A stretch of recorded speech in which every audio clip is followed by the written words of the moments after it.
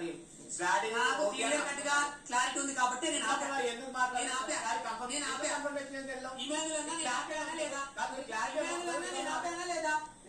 వెళ్ళావు క్లారిటీ ఉన్నప్పుడు ఎందుకు వెళ్ళావు ఆపానా లేదా అని వాళ్ళు ఫౌల్ ఆడారని చెప్పామా లేదా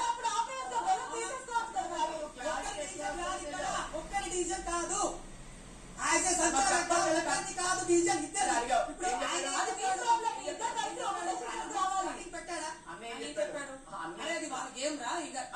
చూడలేదు నీకు నచ్చలేదా అన్నయ్య కదా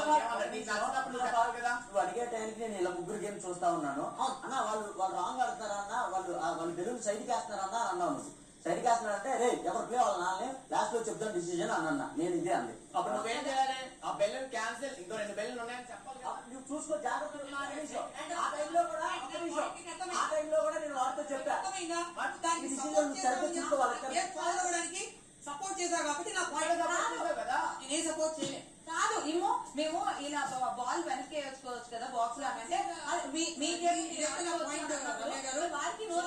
తర్వాత మీ డిసిషన్ ఏంటో చెప్పేసేయండి సో బికాస్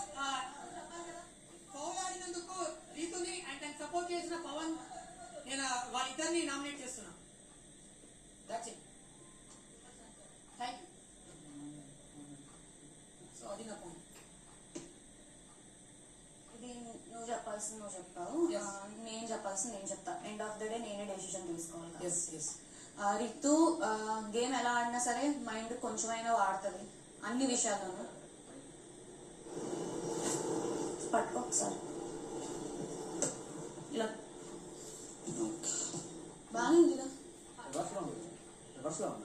బానే ఉంది రితు మైండ్ సారీ గేమ్స్ ఎలా ఆడేసినా బుర్ర అక్కడక్కడ వాడుతుంది నువ్వు ఫిజికల్ గా టాస్క్ ఆడుతావు కానీ నీకు ఒక్క విషయంలో కూడా బుర్ర లేదని నా అభిప్రాయం బిగ్ బాస్ రితుని సేవ్ చేసి డీమన్ పవన్ ని నామినేషన్స్ లో ఉంచుదామని నేను అనుకుంటున్నాను అండ్ ఎగ్జాంపుల్ ఒకటి చెప్తా అన్ని విషయాల్లో ఒక ఎగ్జాంపుల్ నేను చెప్పలేను ప్రతిదీ అంతే సరే ఏం లేవనుకుంటా అన్ని ఉన్నాయి కాబట్టి ఏం చెప్పాలో తెలియక సింపుల్ గా